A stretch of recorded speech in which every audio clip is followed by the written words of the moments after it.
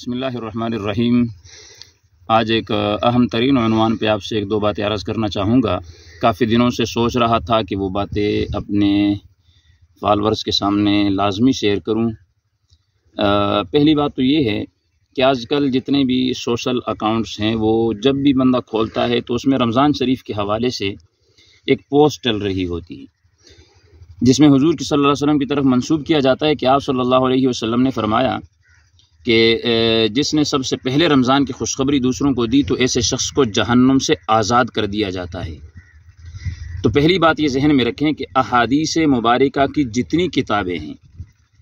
جتنی کتابیں صحیح احادیث پہ لکھی گئی ہیں یا موضوع احادیث پہ لکھی گئی ہیں یا اسی طرح ضعیف احادیث پہ لکھی گئی ہیں، کسی کتاب کے اندر یہ روایت موجود نہیں ہے، لہٰذا اس کو بیان کرنے سے جو ہے نا اجتناب کرنا چاہیے، نہ دوسروں کو بھیجیں اور نہ ہی اس ویڈیو کو اس ایسی پوسٹ کو آگے شیئر کریں۔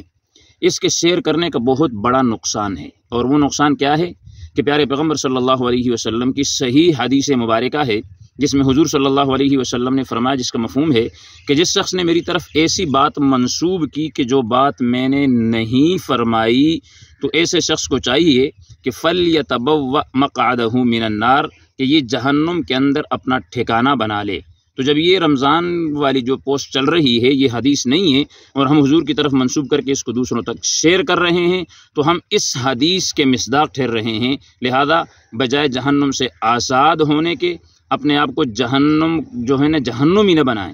تو اس لیے ان ایسی چیزوں سے بچنا جو ہے وہ لازم اور ضروری ہے۔ جو کچھ کہا سنا اللہ تعالیٰ عمل کرنے کی توفیق عطا فرمائے۔ وآخر دعوانا ان الحمد للہ رب العالمین۔